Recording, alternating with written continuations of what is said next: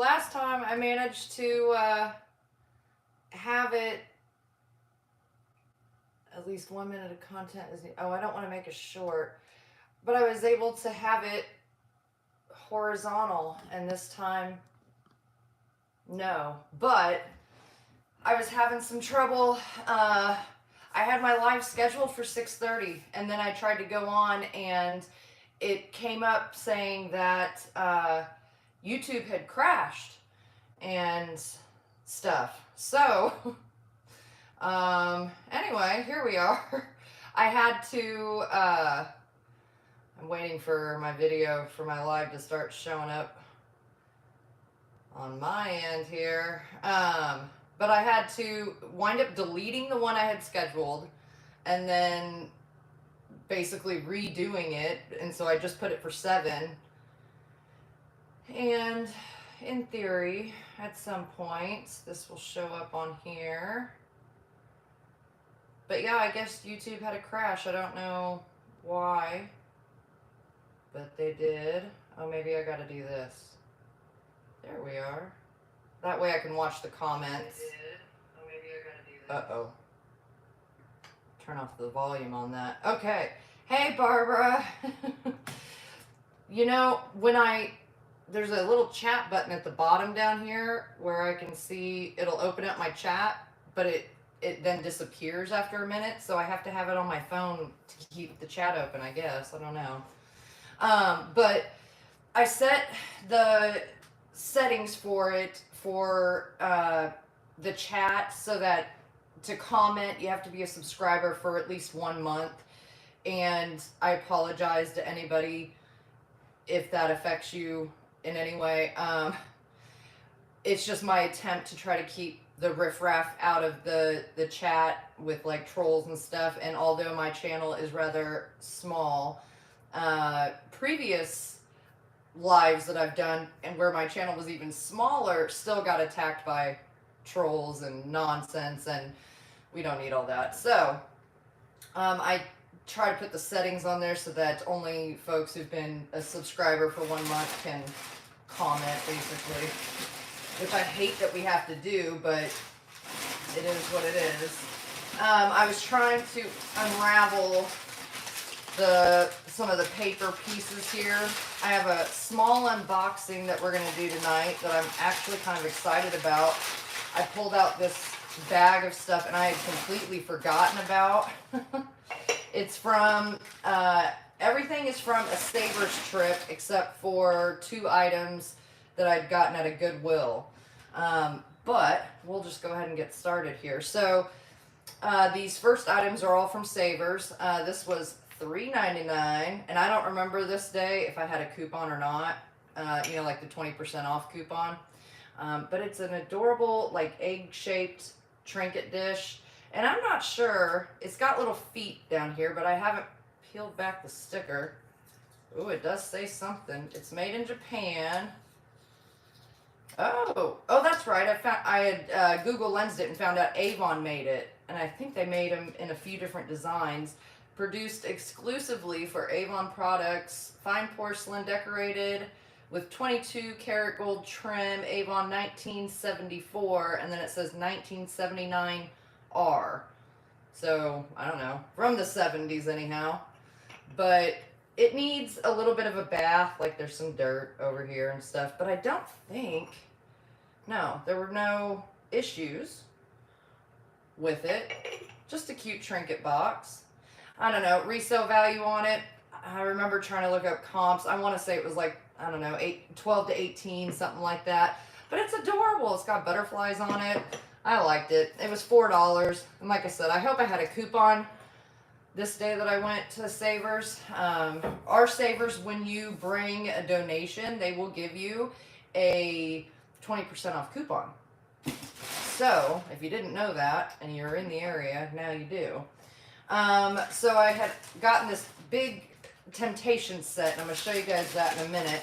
I'm going to show you these other pieces first, because I have a couple of art pottery face mugs in this one, and this cool mug too. This one here says EPI group, and I think EPI does a lot of like giftware type stuff. It says limited, made in Thailand, but it's like this 3D'd cup with wolves. He's even on the handle. And I think that's maybe a bear. But then there's wolves howling on this side. And what was it? $3.99. So just really cool. And I don't see any damage to it. No chips or cracks or crazing or issue. But I don't know. I'm a sucker for the... I don't even know if you could fully call that Southwestern style. There's a lot of pine trees in there. But still, for this kind of style, I like it.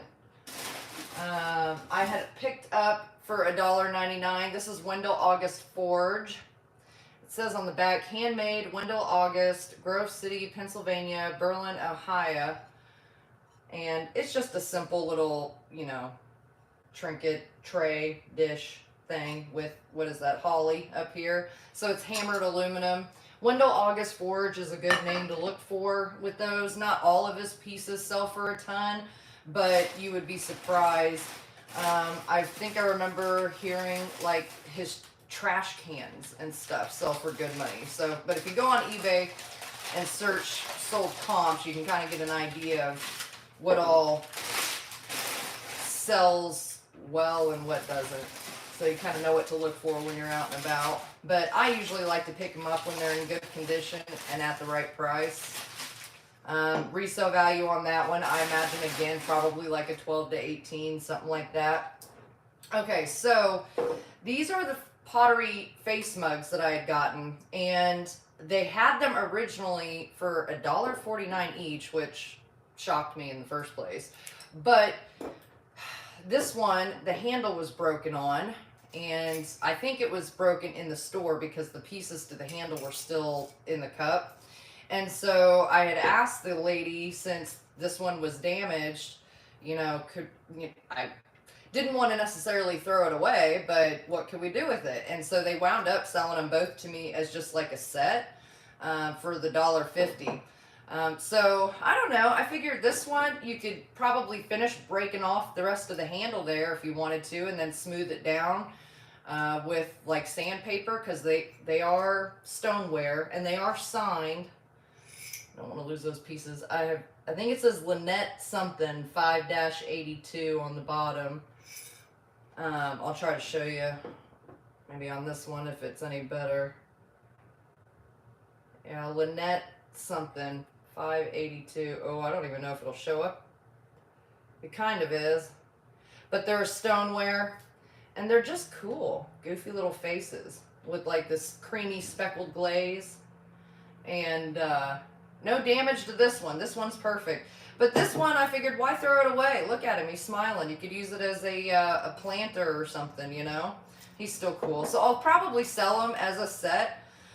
Resale value on them, you know, I honestly don't know what to expect with them. I find that a lot of people love the art pottery face mugs and stuff, but it just depends. You can go on and search eBay, and you can find them where they're way up there in price, and then others where they're pretty basic, you know, they're 12 to 18. So, but I'd imagine probably, I don't know, 20 to 30 or so for the set of these guys, despite this guy being broken, because he's repurposeful, I suppose is what we can say. Well, let me check the chat here. I can't see it on the iPad because it goes away. So, hey Barbara, Devil's Piano, Pam. I know, I love those little mugs, man. Yeah, Lefton made a lot of those pieces too. And it honestly wouldn't surprise me because it didn't say who produced it. It just said produced for them and made in Japan. So it probably is a piece made by Lefton, you know?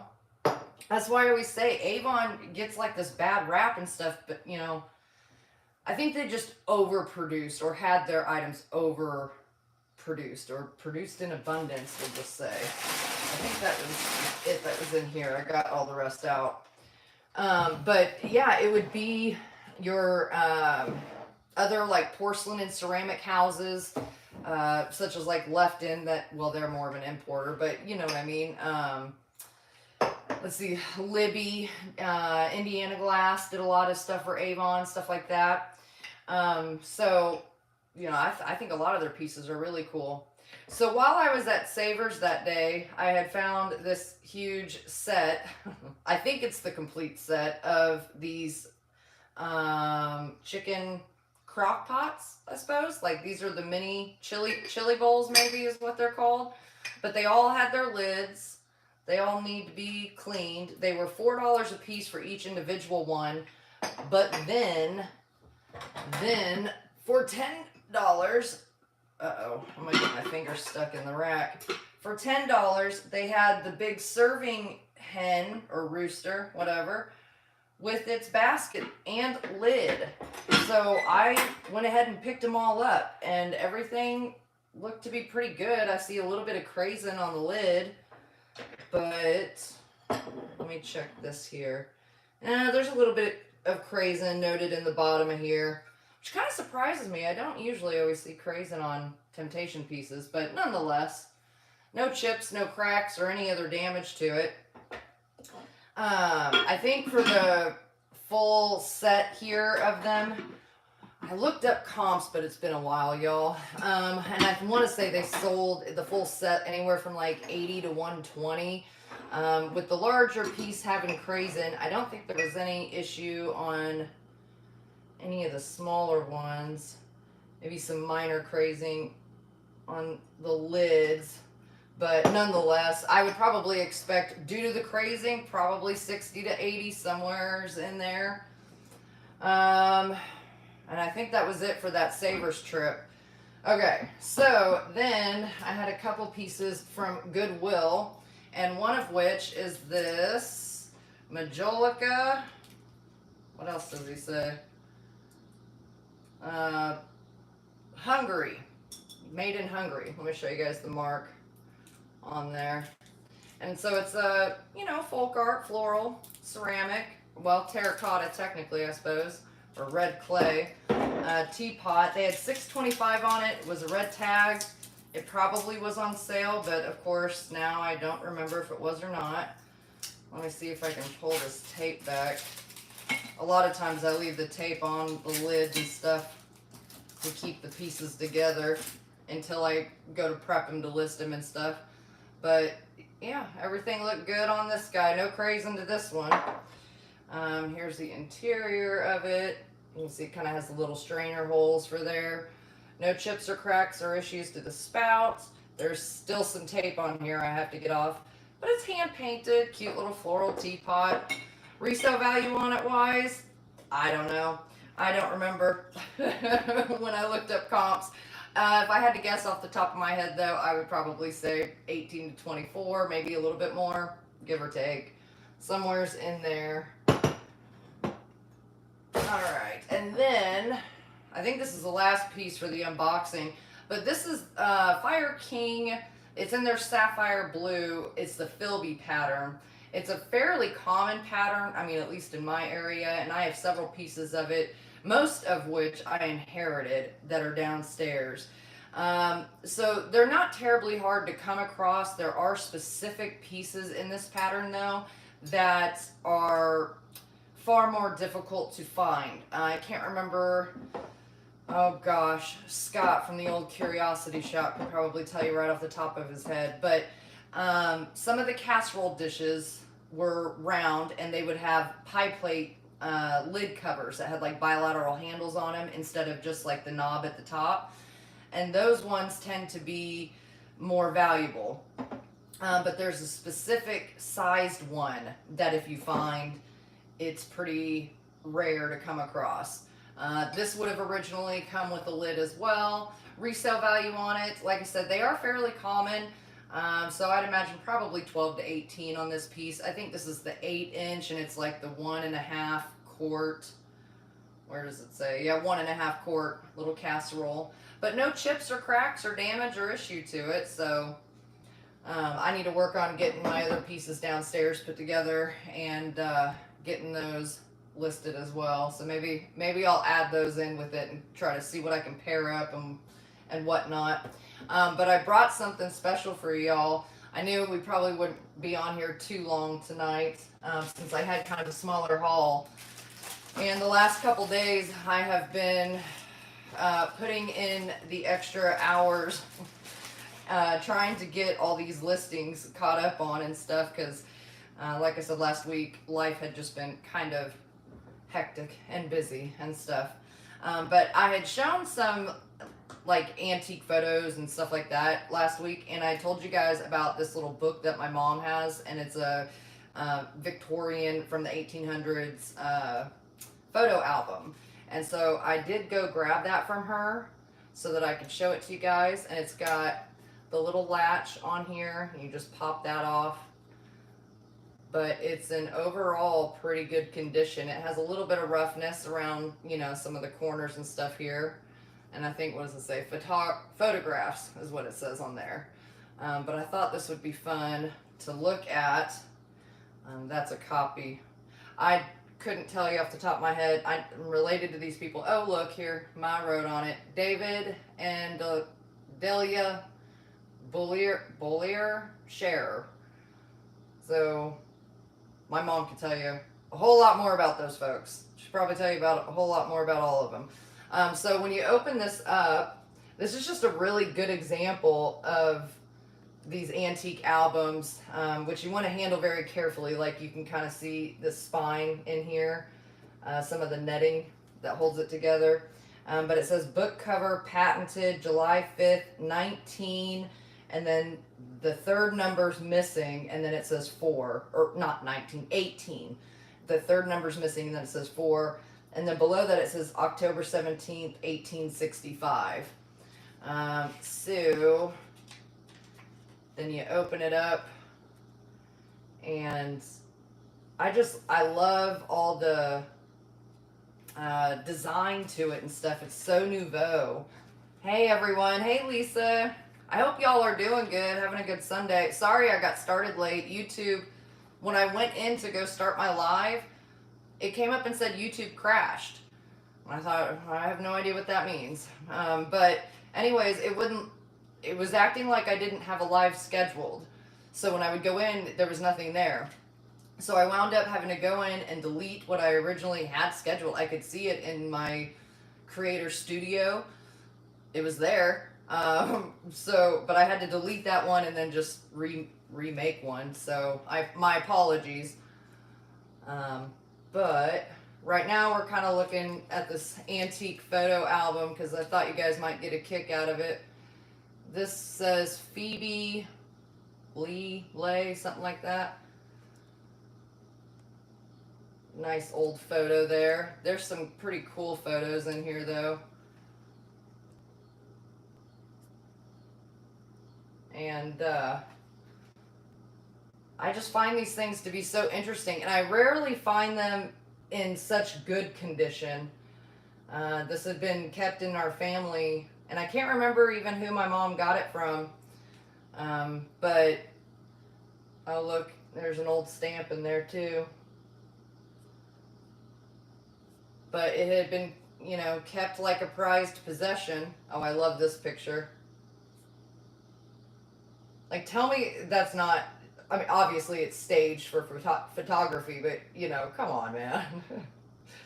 This would have been, like, right around Civil War time. I'm not sure who that is, but I'm related to him somehow.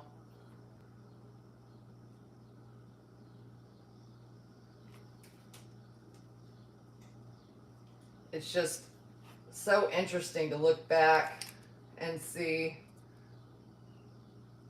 just how folks dressed and the styles and all that kind of stuff. And I come across these kinds of books sometimes over in, you know, like antique stores and stuff, but typically they are empty, and typically they're also pretty torn up. So you more or less get them for their, if they have much left, like their exterior decorative look. But every once in a while you'll come across one that's still in decent condition. But it blows my mind. Oh, I love this photo too. very stout. Look at all his decorated whatever's going on down here. And then this homely lady. My mom could probably tell you who most all of these folks are. And some of these are tintypes. Both of these ones here I think are tintypes. And this gal, I love the expression on her face too. And the baby's just like, what are we doing? I don't know how, you know, oh, here's one, the back of it too. Because I used to put this paper over the back of it. Very typical style with the beards in the 1840s and such as well there. Here's a couple of youngsters hanging out. And got these two guys. Yeah, at least they're not death photos. I do have, and I think that's it for the pictures in here. There's a notice in the back. It says, notice, be particular to trim the pictures, the size of the cards before inserting. Otherwise, the album will be injured and the clasp prevented from catching. And then you turn it over. Perfection attained, patent flexible chain back albums manufactured by William W. Hardin in, let's see, 326 Chestnut Street, Philadelphia. Oh, and so here on the back you can see more of the binding and stuff.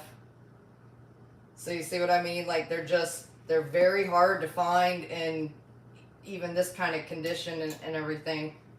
Value-wise on something like that, these are the kinds of things I'm never comfortable putting a number on.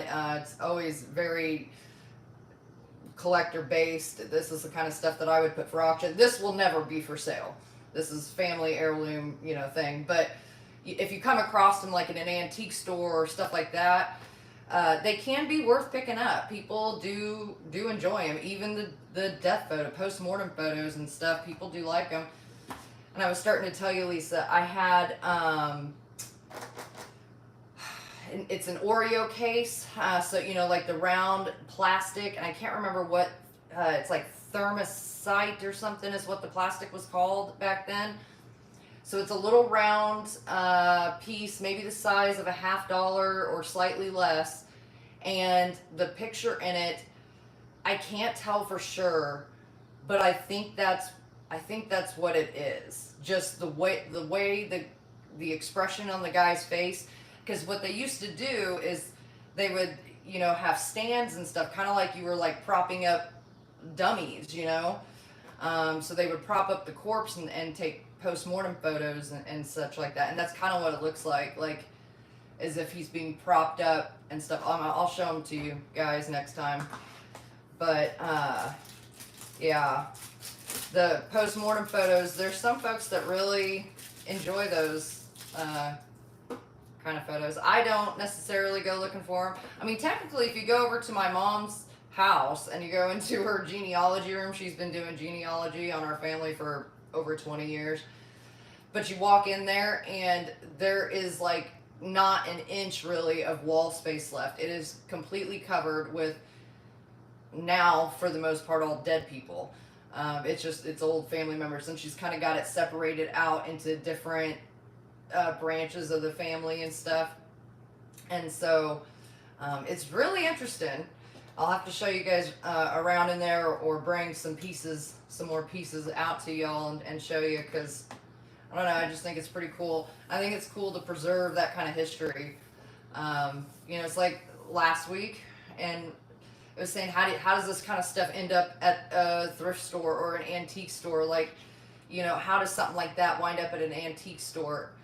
And it's just, you know, things get passed out into distant pieces of the family branches as time goes on. People die, people get divorced. I mean, there's so many different variations on how that kind of stuff happens, but I feel drawn to it if I can. When I find stuff like that, when I can get it, I try to, even if, and they're hard for me to sell. I was gonna say, even if I never wind up selling them, it's just, I don't know, there's something about saving it and saving that history.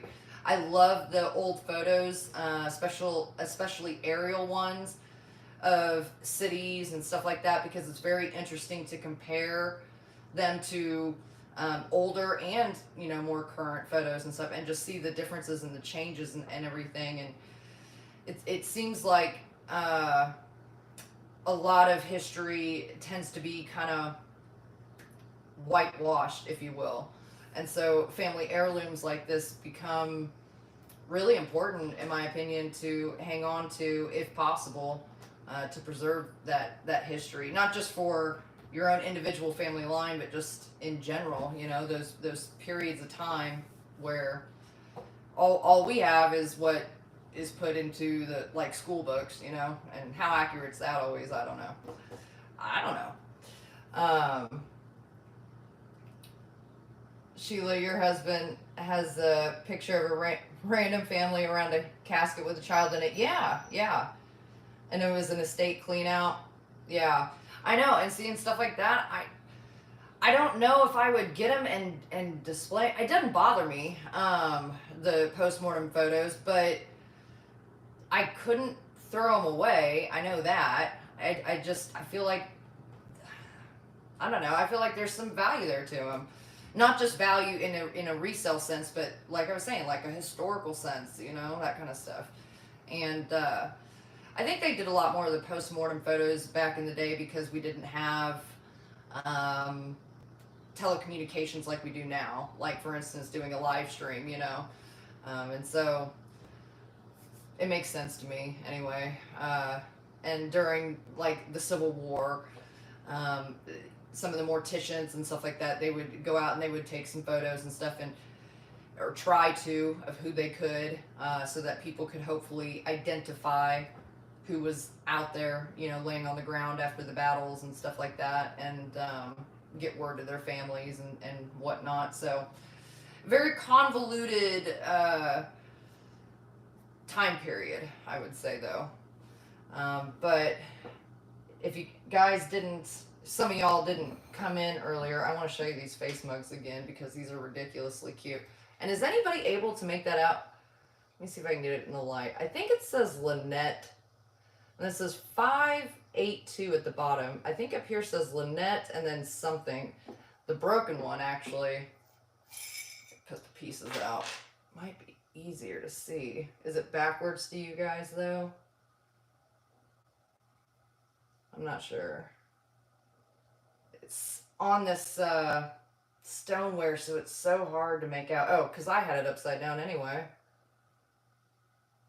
Yeah, so the number's down here. I think it's Lynette something. Anyway, here's the face. I love these stinking things. So, I think I'm going to be doing a live sale on Niknax coming up soon. I don't have a date in mind yet. I'll probably do it on the weekend, kind of like we do. Instead of doing like an unboxing, I'll probably just do a live sale and hang out with y'all and stream it to YouTube. Assuming that I'm able to function YouTube correctly, or YouTube can function correctly. We had difficulties this evening, YouTube and I. So, what else is new? Me and technology. But, yeah, I'm thinking of doing a live sale. And so, some of the stuff that I've done in the unboxings recently, as I was prepping them, I kind of felt like this might be a good item to put in a live sale. And so I've been kind of stashing a few of those things away. I probably have, I don't know, maybe 15 or so items over there. Things like those hot pad holders. Let me grab them real quick. Oh my goodness.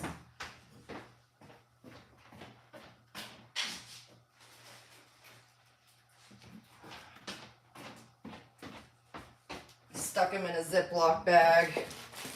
But stuff like these pot holders, crocheted pot holders, and then, like this dude, this little trinket box, which I think was made in India.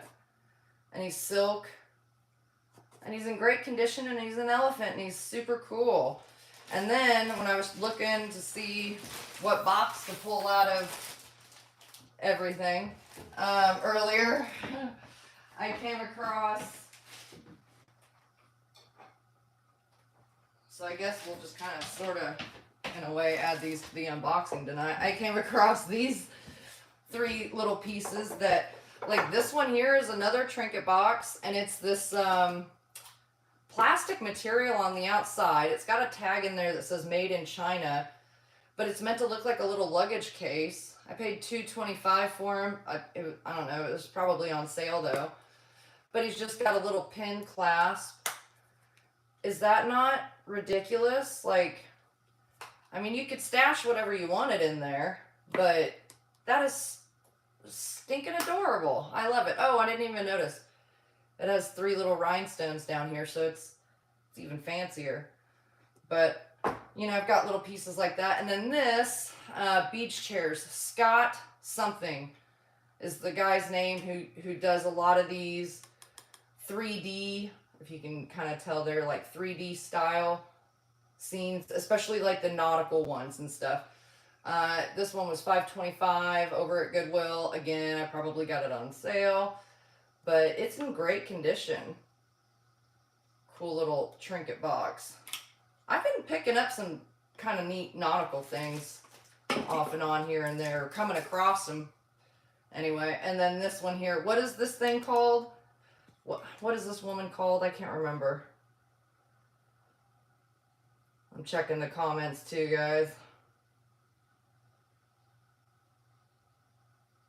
That woman looks like the Tin Man for Wizard of... Yeah, he does, Lisa.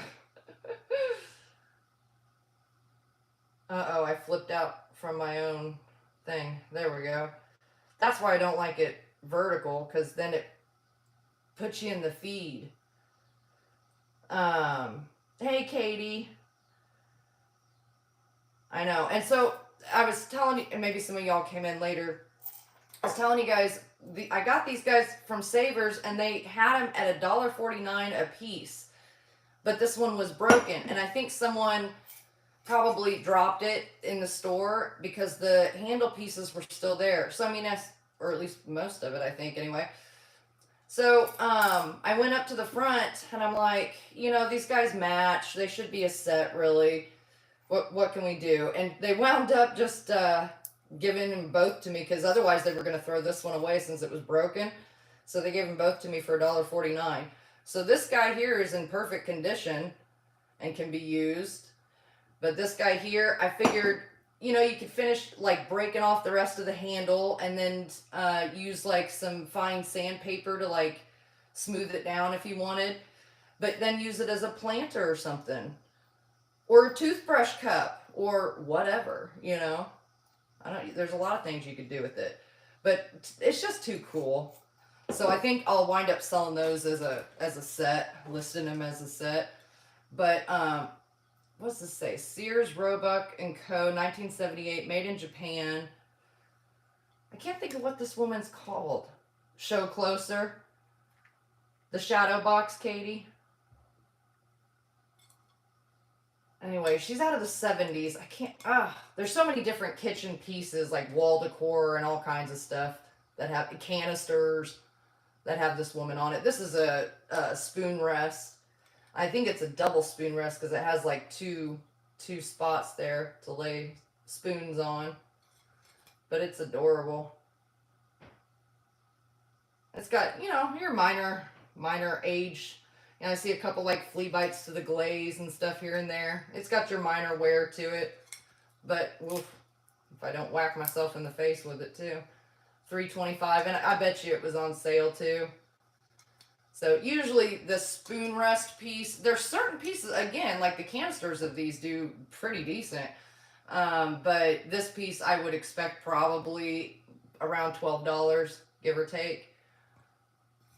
If not a little less. I don't think, ooh, hey, jewelry box, calm down.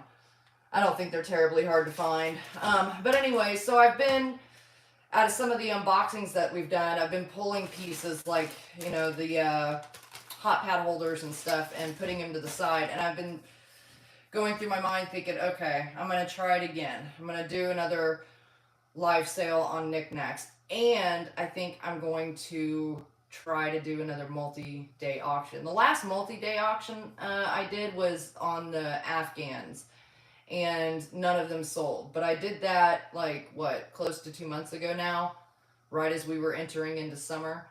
And so, despite the fact that they're all really cool and everything, not a single one of them sold. And I think I'd started them for the most part, all of them at like $10 or $12. So when I pick them up, that's why I try to get them cheap too, though, because I'm not trying to make millions of dollars on Afghans, but when you find those like super cool ones, somebody put a lot of time and effort and stuff into those, and I just can't imagine them going to the dump or something like that. I can't do it. So when I find them and I find them at the right price, generally will pick them up. And here's now two things. I wanted to compliment on Savers because I knock them a lot, usually for the amount of items on their shelves that are damaged, but not just damaged, but their prices too on damaged stuff. So I could complain all day long and then some about that. But here's a couple things that I do like about Savers is that when you go to the checkout, they have this packing paper. This came from Savers. This was not my packing paper, and it's like in decent sized sheets too. And so, I usually wind up paying I don't know if they charge you 10 or 20 cents or something for a paper sack. But as far as I know, I've never been charged for any of the packing paper. And when I buy full sets of stuff like this, I want to be able to, wrap it up at least to some degree to try to make sure it gets home alive. And so I have to give them props on that because a lot of the Goodwills hang on to paper and they'll stash it in the back. And one of the girls at the Overland Park Goodwill, she'll even take the like thick tissue paper that's out of shoes and stash it up front so that she can wrap people's breakables in and stuff. So they try to hold on to stuff like that. But Savers specifically has packing paper at the register for you to wrap your stuff up, which I like. And the other thing about Savers, when we're talking price-wise, I have yet to find another thrift store that outdoes them in general when it comes to like the crocheted Afghans and things like that, those kinds of blankets. I get them from anywhere from like $3.99 to maybe $8.99 over there, and they're definitely, as far as I personally have seen, tend to be the cheaper. So 2 props for Savers today. You're welcome, Savers. Send my check. No, I'm just kidding. I'm not sponsored by Savers. I'm not sponsored by anybody. I'm totally solo. And I honestly would never do sponsorship stuff. I don't really care for it. But anyways, I wanted to give them some kudos because I knock them all the time. Goodwill is, somebody was talking about the Goodwill prices in the comments the other day too. And guys, like, I ran into Lonny. I don't remember if that was in this. I have a video I'm editing right now. That might be the one that has Lonny in it, or at least I bump into her. And so whenever we run into each other over at usually the Overland Park Goodwill, we have to stop and chit chat for a while. And so we were talking about how Goodwill's been lately, because it's been rough. It's like we go in there and it's been hard to find, just even to find stuff to show you guys, much less buy. It's like, I don't know. They kind of go through these cycles though. I notice it'll be like, we'll hit a week or two of just like constant finding treasures all over the place. And then it'll go into like this lull, and then it just swings back and forth like a pendulum. But yeah, we were talking about prices, and I guess at the Overland Park Goodwill, if any of y'all are local that are watching, the Overland Park Goodwill has new management. And according to Lonny, and if you guys haven't checked out Lonny's channel, it's Life of Lonny, Lonny, and she does thrifting, and she goes to a lot of the same places I do and stuff like that too. So you guys probably would like her channel, and definitely go check it out. If I remember to, I'll put a link to it in the description of this when we're done. But anyways, what the heck was I telling you? Anyways, her and I were talking about the prices and stuff like that, and I guess said she had a pretty good week last week, but it's been rough. Oh, that's it. She was saying that there was new management at the Overland Park Goodwill and that they're doing their dishes in more sets now, which I think is incredible and makes a lot of sense because I've noticed the past few times that I've gone there that all of a sudden the plates seem to be grouped up and the bowls and the stuff like that, you know, usually in groups of 4, and which I think is really cool. I'm really liking that. I like it a lot better than buying them in the single pieces. So yay. Let me check the chat here. Oh, Katie, yeah, I've done that too. Oh, I froze. Golly. People really want doilies and hot pads. Yeah, yeah. I love to pick them up when I have them. Somewhere back here is I had picked up all those. Oh no, maybe I got them listed. I think I got them listed already. They weren't vintage. They were recently handmade, crocheted hot pad holders that I got for like 99 cents a piece or 2 for $1, something like that, over at Heart and Hand. And it's just some older gal that goes to the church that runs it that crochets a lot, and so she had made a ton of them, and she gave some of them to the thrift store and said, I want you to give these ones away, and then here, take these ones and you can sell them, you know, for a little bit, make a little bit of money for the different things that they do, which they run like you know, a food pantry, a food mobile truck. They do their warming shelter in the winter time. They have a day center where people can go and take a shower and wash their clothes, and they provide school supplies to kids, and they do like a Toys for Tots kind of thing. They do a Secret Santa for seniors deal. And there's so much more that I'm not even mentioning yet. So I think most of my, if not all of my Heart and Hand videos, there's links to their Facebook and their website if you want to go check out more of what they do. But I've ran into a few of you guys that watch my channel at the Goodwill and stuff like that. And you guys have told me that you've gone over to Heart and Hand specifically because of that reason, because they actually are benefiting the local community that you can physically see, you know. So I really like working with them, or promoting them, you know. And again, I don't have a contract with Heart and Hand. They don't pay me or anything like that. I feel like there's not enough good propped up in the world these days, and so if I can help prop up a little bit of actual good that I see happening, I want to do that, and I want to help promote them. They're a smaller thrift shop that you would drive by and miss if you didn't know it was right there.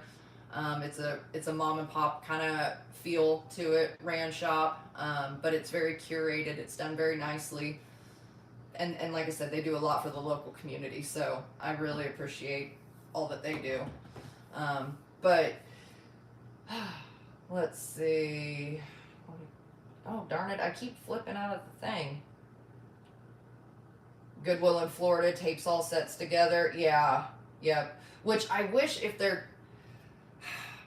My preference when it comes to putting dishes together, and it depends on the dish because, of course, sometimes you have to, like, irregular pieces and stuff like that, so it's not always as cut and dry, but I like to see them when they have a rubber band around them, or painter's tape. They use painter's tape, stuff like that.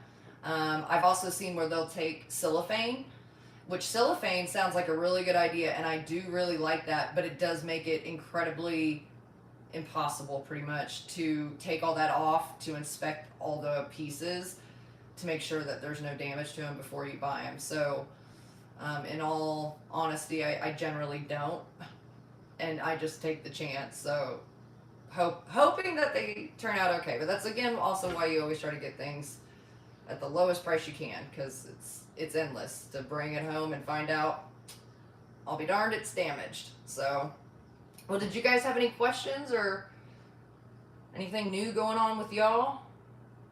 There's not a whole lot of new going on here. I keep accidentally flipping on my phone because that's where I can see the chat at. And whatever chick is in the feed below me It's like cutting watermelon. It looks pretty interesting. I don't know. But how are things in Florida? It's been humid and hot here. My in-laws live in Clearwater. So, and I think my father-in-law is coming up soon. Any info or opinion on red wing Crocs? Yeah, I mean they can be very valuable. It just depends. You got to look into them.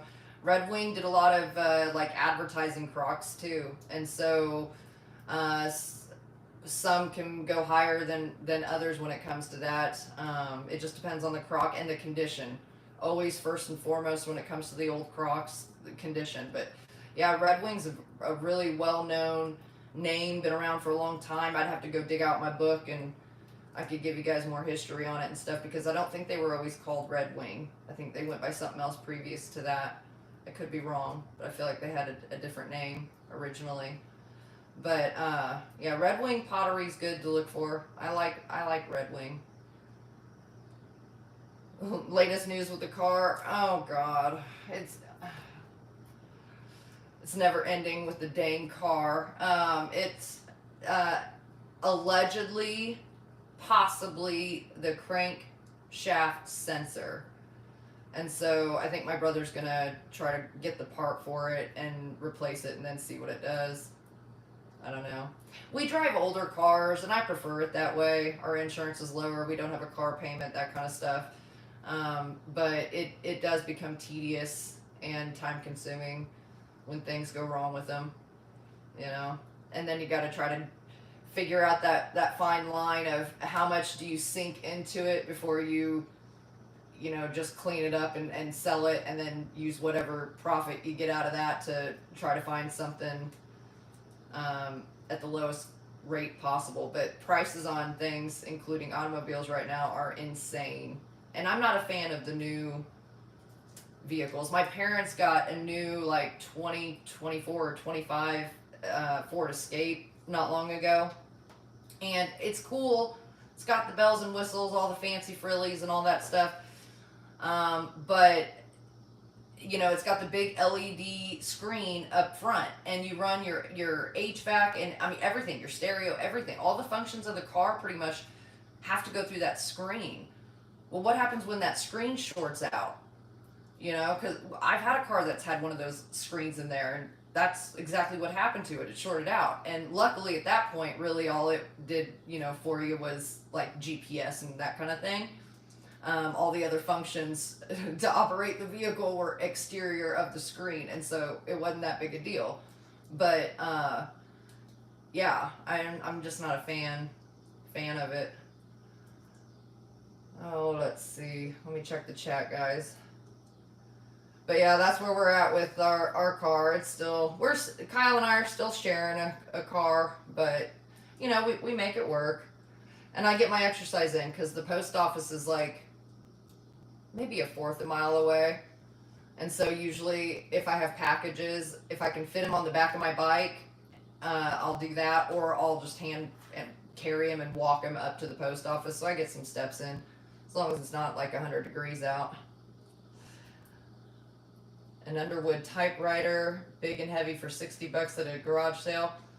I'd have to look it up. It would depend, again, a lot on the condition with the typewriter. There's so many little intricate pieces and stuff like that to it too. I mean, assuming it was in working condition, that makes a big difference price wise. Did you buy it, Lisa? Oh, you're welcome, Devil's Piano.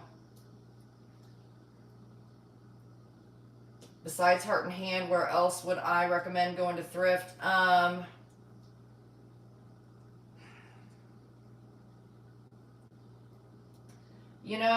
There's not a whole lot of small mom and pop thrift stores anymore. Heart and Hand is the main one that I know of. All the others are more of your big retail chains. But that being said, I would definitely check out the Goodwills. Hillcrest Thrift has, they tend, in my opinion, at least for the things that I look for to buy, they tend to be on the higher end, price wise, when comparing. But that's not to say I haven't found things there. You know, like I found that Tenala cat there, and you know, I paid up a little bit for it. I think it was like $15 or $20, but I don't know. I think that that cat's picture is featured in the thumbnail of that video. But I couldn't leave that dang cat. He was like brand new. He's still had his stickers and everything, so I had to get him. So, but they kind of run theirs a little more boutique in style, kind of like how the Goodwill over in Leewood. When you walk in, it is very. You feel like you just walked into a bourgeois consignment store, you know. But yeah, I mean, I would try Hillcrest and see what you can find. The Goodwills, Savers, Shall You Dare. But you know, I knock Savers a lot, but I find stuff there too. And like I said, if you bring a donation with you, you can get a 20% coupon. Or if it's Tuesday, I think it's on Tuesday, they do their senior day, and I think it's like 55 and older. So depending on your age, you know, and that's a 30%. Donation coupon's only 20% off. So seniors, you get 30% off on I think it's Tuesdays is when my mom usually calls and drags me over there with her. But yeah, I would say those are the main ones. If you go over to the Waldo area, go earlier in the day. I say that just for safety reasons. But there's a lot of construction going on in that area right now too, like on the road, so it's kind of hectic anyway. But they have a Goodwill, Red Racks, and a City Thrift. And Red Racks is, I believe, owned by the same corporate, or under the same corporate umbrella as Savers is, if I remember that right. Or excuse me, City Thrift. It's one or the other. Anyways, but they're all within like a minute of each other, and I have found some really good stuff digging through over there too.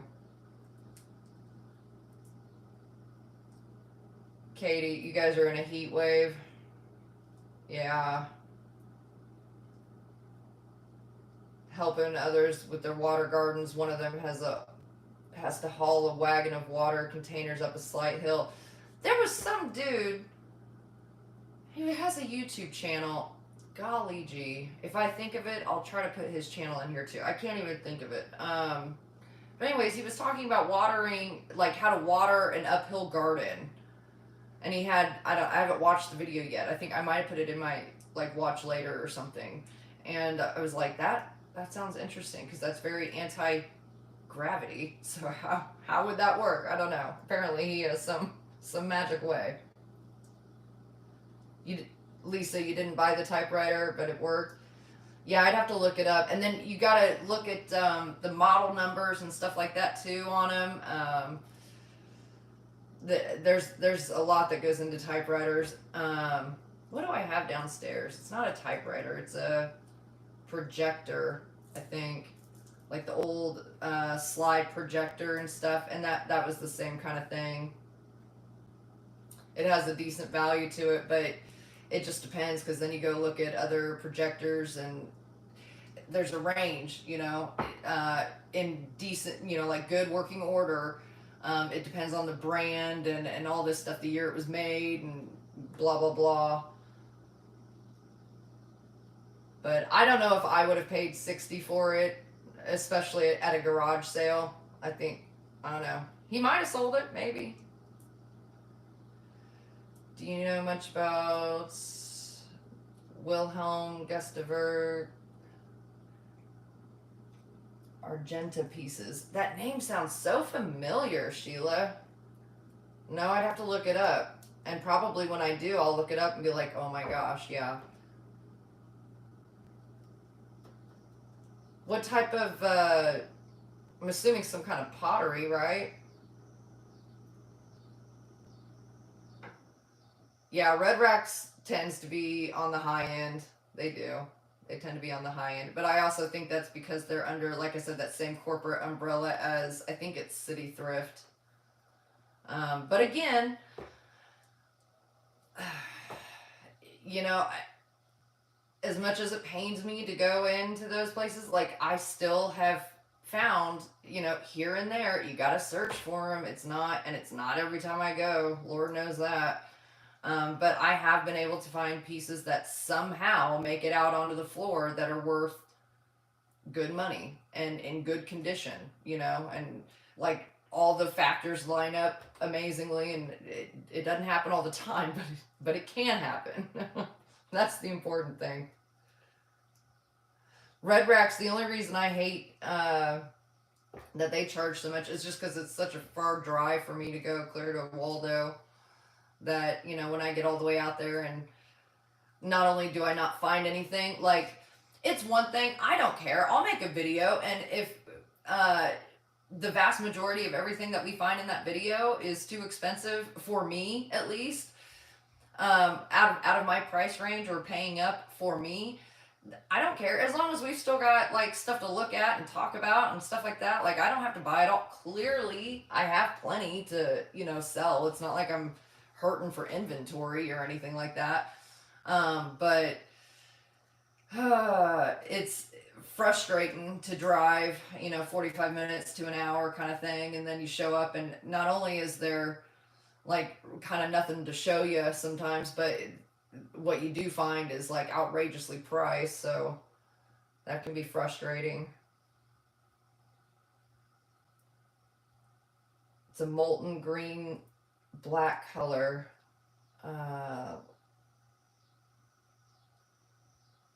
Is it, Sheila, is it like a planter with silver overlay?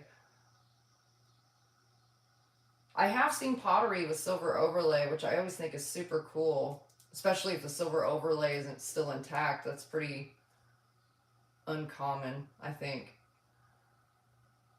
I'll have to look that name up. Let me screenshot.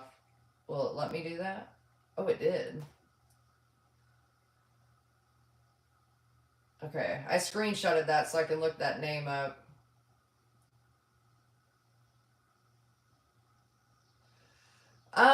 No, I mean, this is a lot of my, Katie, this is a lot of the inventory that I've gotten and have not prepped, listed, photographed, done any of that with. This is just stuff that I've gotten and brought in. Primarily, well, no, all of it from YouTube videos. So that's kind of why I started doing an unboxing on the weekend instead of another thrifting video. You know, while these videos don't always tend to get as many views and all that kind of stuff, I think it's good to kind of go back and pull out stuff, because I have forgotten, you know, and I keep a lot of it like wrapped up and stuff, so I don't know what all's in there anymore. It's a surprise for me as well as you guys when I kind of open it up and figure out, oh, good, we get to sell this. I completely forgot we even found it, you know? And I don't know, I just figured it would be probably wise for me to do that, as clearly the dining room was filling up a little bit. But when I do 3 YouTube videos a week, you know, some days I walk out of the thrift store with a couple of things, and then other days I have filled the cart pretty much, you know, and so it can vary on the amount of stuff I bring in at a time, but it depends on how sales are going too, you know. So like sometimes we'll have multiple sales in a day, and then it's quiet, it's crickets for a day or two, and then, you know, a sale or two will come in. So it always goes in waves, and but the idea is what you're bringing in is also moving out, and that's more challenging than folks may think it would be. But I still have inventory downstairs in the basement too. And when I first started my YouTube channel, we were actually having car trouble at the time, so we were down to 1 car when I started my channel, and gosh, I kind of just threw myself into it. But I started it with basically going through inventory that I had accumulated because I had wanted to get into reselling and stuff. And I was buying through estate sales primarily. I really wasn't doing much thrift store shopping as far as inventory went. It was primarily estate sales. And so I would be buying in bulk, and it was easy to accumulate a large amount of stuff very quickly. And so I have, I don't know, 3 or 4 of those like big, heavy duty, sort of like industrial shelving units down in the basement that were full. And so when I first started my channel, that's what we did was I shot my videos from the basement and just like pulled out a handful of things in each video and would go through and give a little bit of like history on it if I had any, and talk about it and show it and everything. And then that was the stuff that I was getting listed, you know. And I think I started doing 3 videos. Well, when I very first started my channel, I didn't know how I wanted to do it. If I wanted to try to commit myself to like having a video every single day, which some people recommend.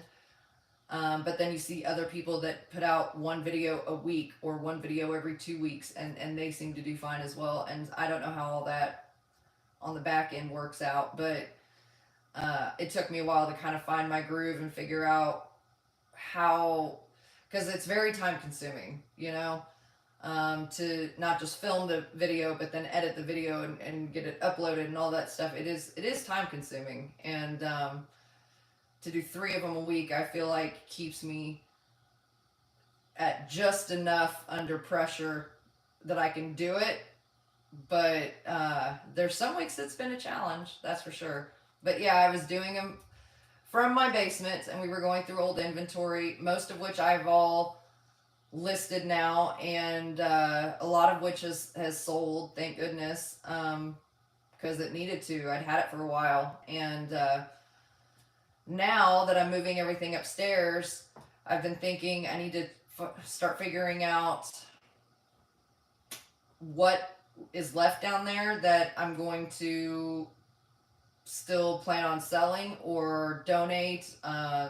Frankly, there's a little bit of it that I probably will just wind up trashing, because it hardly would even be worth donating, kind of thing.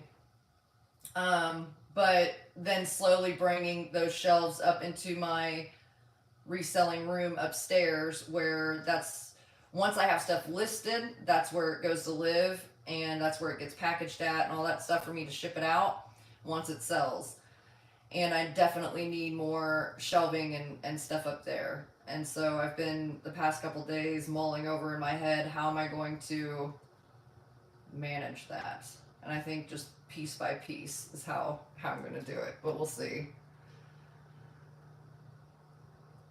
Northern Manitoba has been burning all summer. Have day after day of smoky air in Winnipeg. Oh yeah, I bet. It smells like a constant campfire. Oh yeah, I know.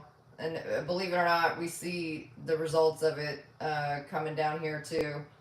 Not to mention everything else that gets put into the atmosphere, but from all the wildfires and stuff, whether it's the California or Canadian, you know, further up north and stuff like that. And we definitely see it down here. It seems rare that even on sunny days, that it doesn't look hazy. Like when you look out across the fields of the rolling prairies, you know, it's a blue sky, and there won't be a cloud, but it's like a light blue gray. Like it just has a haze to it, you know?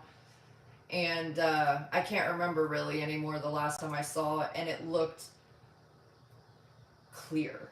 Like, just clear. I don't know.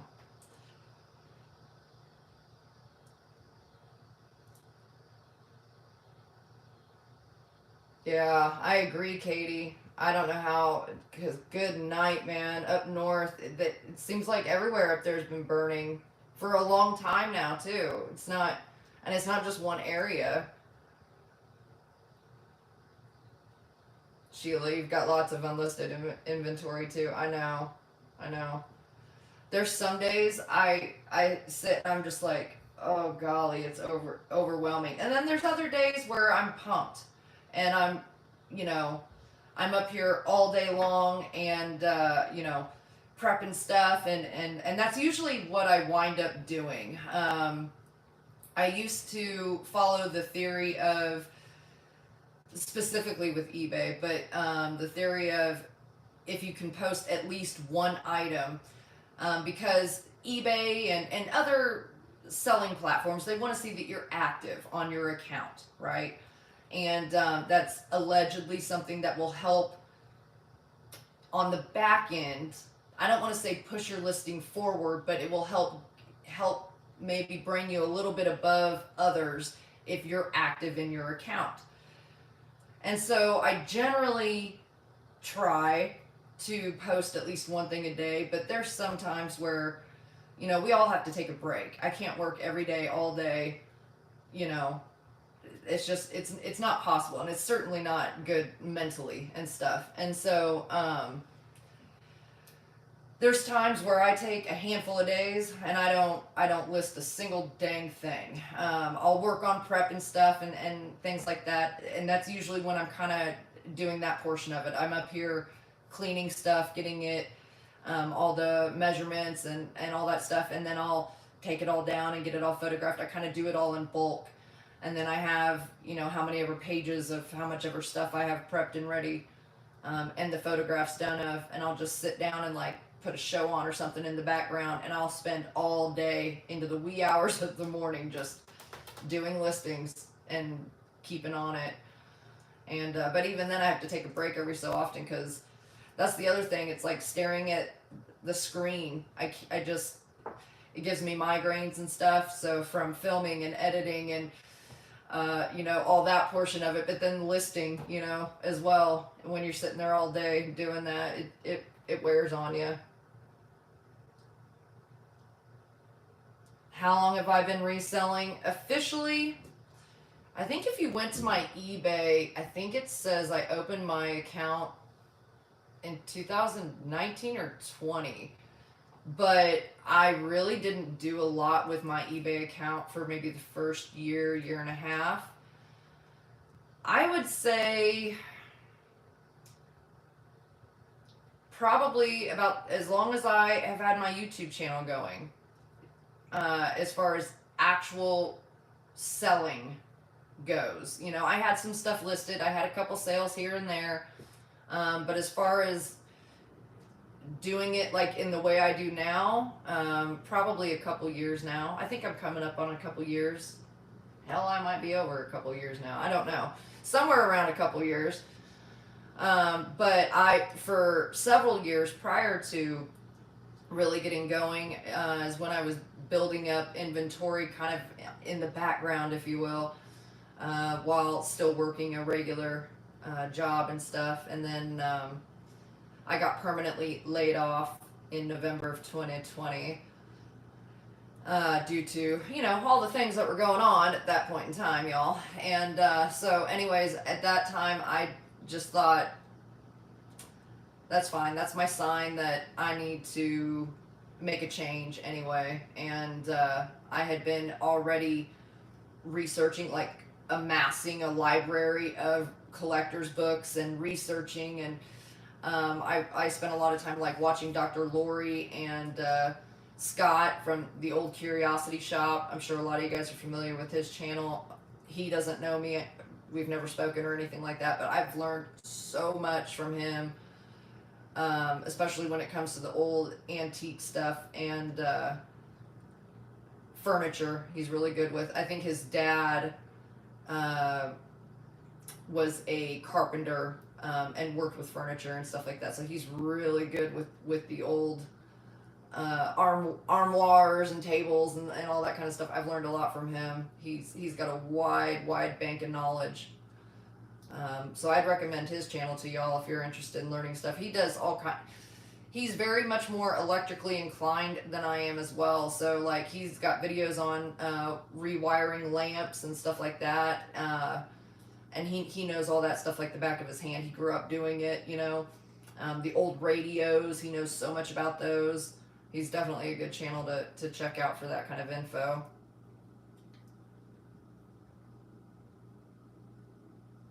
Lisa, I predict you will have 5,000 subscribers at the end of the year. I don't know. We'll see. We'll see. I saw it hit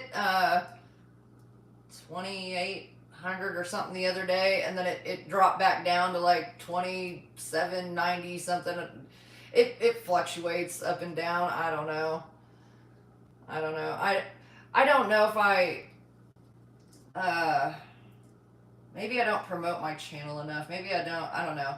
At the same time, I kind of, while I would love for my channel to you know, grow, and of course that's what I hope it does, I don't know if I'd ever want to get to like celebrity status where, you know, like Crazy Lamp Lady and the Homeschooling Picker and stuff. They have those little YouTube channels that I think they just generally use like AI bots and stuff, and that it'll pull random info, and because they're considered like YouTube celebrities because they have such a high following and stuff, and you know, talking about them as if you're reading a tabloid, and I don't know that I want to be on that. I never started a YouTube channel so that I could walk a red carpet somewhere. I could care less about any of that. And I'm not saying that that's what they care about. I'm just like, man, I like being able to go get groceries without, you know, being recognized everywhere, at least, you know?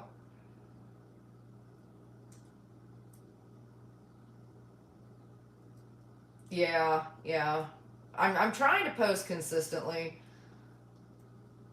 I'm definitely doing that. I was talking to Lonny from Life of Lonny when I ran into her at the Goodwill the other day, and saying, you know, there's sometimes I feel like I wonder if backing down to, or alternating, like doing 2 videos one week and 3 videos the following week, and then just, you know, continue flip flopping 2 and 3, 2 and 3, you know, to give a little more space and stuff. And you know, because again, obviously I got plenty of inventory to catch up on, so I'm trying to think of like different things, and doing things like this live, you know, and live unboxings and things like that, I think help a little bit, so that I'm not just constantly bringing in more inventory, especially if it's not moving out at about the same rate, you know. But obviously thrifting videos tend to bring more viewers, and people enjoy that more, you know, like, and I totally get it. I've had a lot of people that mention, you know, like they don't get out much and stuff, and so it's kind of a way to feel like you're kind of getting out and going and seeing stuff, doing something, you know, for a little bit, that's kind of like an outing, and I totally get that. And so I kind of enjoy doing the thrifting videos just for that reason alone, you know. And I try to make it where, I don't know, my filming's probably not always the greatest, but I try to make it where y'all feel like you're there, like with me, like actually as if you were standing next to me, you know, the shopping and stuff. But it is. I mean, it's work. I don't know how, like, Jocelyn, Crazy Lamp Lady, she has always, as far as I know, always put out a video a day, and I don't know where you find the time for that. I don't know how that is even physically possible. Um, Now, granted, vast majority of her videos are like 18 to 25 minutes, and I can see why she does that. When you look at analytic wise, typically that's about the max duration where people stay tuned in. And so that's why sometimes in my videos, I have like thank yous, or more kind of personalized things that I talk about, that I purposefully leave to the end of my videos, because I know that there's certain people who actually watch my videos and watch them all the way through, versus just watching the first, 10 or 15 minutes of just thrifting, and then click away and stuff. And that's totally fine. I'm not upset about it. That's not what I mean. I just mean, there's you find that balance, and I get it. Anyways, But so most of her videos are about, let's just say, 20 minutes long, and that would be a lot quicker to edit. As to where I look through all my videos and I'm like, oh my gosh, like the vast majority of them are like 30 minutes to almost an hour, and those are like pre-recorded videos and stuff that I've sat there and edited, and I'm like, how did I even find the time? When I realized I was getting to around 300 videos, I'm like, wow, that's a lot of time that's been put in there. It's nuts. That's what I said, Lisa. Every day would be a burnout, and I'm doing one video 3 times a week, and I've been changing it up, this past few weeks to doing a live on Saturday instead of doing pre-recorded and editing and all the things and stuff. Partially to kind of lighten my load. It is a little bit easier just to go, assuming it works. Tonight there was a hiccup. I went to open up my YouTube and it said YouTube had crashed, and my scheduled live wasn't showing up in there. It was a whole thing. I had to delete it and recreate it, and it was a whole thing. But when it works, it is easier, and I kind of like it because it's more interactive. Being able to like hang out and talk and chat with you guys in real time, versus just comments on the videos and stuff, which those are great too. But I don't know. There's something a little more personal about sitting with y'all. Oh, she has people that work for her too. Yeah, yeah. She does now, but back in the day, she didn't. I mean, I used to watch her videos when she first started her channel and stuff like that. And, she's come a very long way. Her channel has evolved greatly over the past, 5-6 years, I think she's had her channel going. She's come a long way in building her channel and her brand, and starting Niknax the marketplace and stuff like that. Like, she has built herself a little empire, and kudos to her, because like I said, I don't know how. Even back in the beginning, I think she did a video every single day, and I don't know where you find the time for that, man. Like, that girl, she must only sleep 2 hours a day or something. I don't know.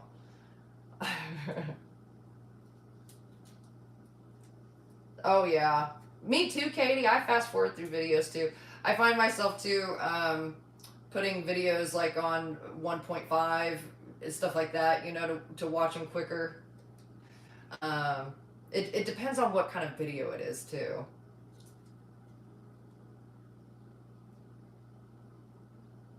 Yeah, I think it's fun sitting and doing a live chat with you guys.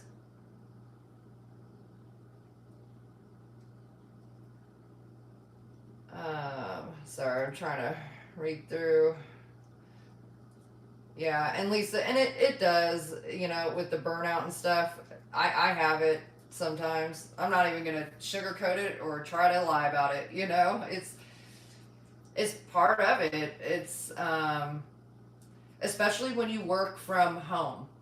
You Anytime I'm sitting down, not doing something, I'm always thinking about what I should or could be doing, and so then I find myself eventually like going and doing that, or finding something else that needs to be done and stuff. And so if I'm not doing housework around the house, then I'm working on regular work. And so yeah, it's easy to kind of be like, I'm just gonna take a day or two off and not talk to anybody, turn off everything, and everything's gonna be quiet for 2 days. And then you sit and your brain gets going thinking about all the things that you could and should be doing instead of just sitting there doing nothing.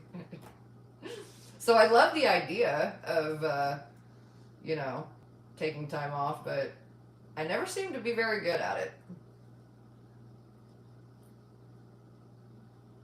But yeah, I'm thinking I'll do a Niknax live sale, and I'll post something here soon, like on it, what day and stuff. I'll probably do it on a Saturday or Sunday, and live stream it to YouTube like we've been doing. So instead of an unboxing, we'll do a live sale. But for any of you guys that don't know, if you want to participate in the live sale, you would have to come over to Niknax. So when I do a Niknax live sale and I'm streaming it over to YouTube, the stream is initiated through Niknax, and so I don't remember, but I don't know that even the YouTube chat that I can see it from the Niknax side. So I think even to really chat and stuff, you have to come over to Niknax. But certainly to participate in the bidding and stuff like that, you have to come over to Niknax. But I think I'm gonna try it again. I'm always hesitant. I'm always nervous and anxious about it and stuff because, well, the technology part of it always seems to mess with me quite a bit, to be honest. And I think some of that's me, and I think some of that's the tech. But you know, I'm gonna figure it out. I can't get better at it if I don't do it. I have to quit being a wuss about it and just do it. I was having trouble with when I'm streaming it to YouTube. Like I was saying, you initiate the stream via Niknax, and so normally with my live stream on YouTube, I can go in on my desktop and I can customize for the chat and like set it to subscriber only mode and stuff like that. But I'm not able to do that via my phone or the iPad. I have to do that through the desktop. And so maybe since I've never realized that before, maybe that was the problem, because I would basically be live streaming via Niknax and it would be streaming over to YouTube, and then I would see YouTube comments and it would just be full of like trolls saying all kinds of weird things that were had nothing to do with anything, you know, of what the video or live sale was about. And so, like I said, I try to keep that riffraff out. I like being able to set it to subscriber only mode, but I've been having trouble figuring that part out. So I've never had an issue on the Niknax side of it with any issue in the chat or anything like that. Not that I've been aware of anyway. Just on the YouTube side.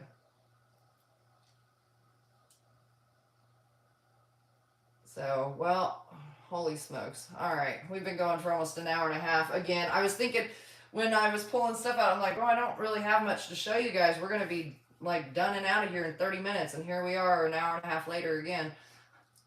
So I'll let y'all get going for your Sunday evening. It's almost 8:30. And, but if anybody has any questions, bye, Lisa. I had fun too. I like hanging out with all y'all and just kind of taking it easy for the evening. It's more of a let your hair down kind of thing. So, all right, Katie, Lisa, Sheila, Devil's Piano. I think Pamela was in here. Campbell, B. Campbell. I think that's about everybody that I saw in the chat. But all right, guys, I will catch y'all on the next one. My next video will be Tuesday morning at 8 a.m. I'll see you bright and early. I think I went to Goodwill in that video. We'll have to see. All right, guys, I will see y'all on the next one.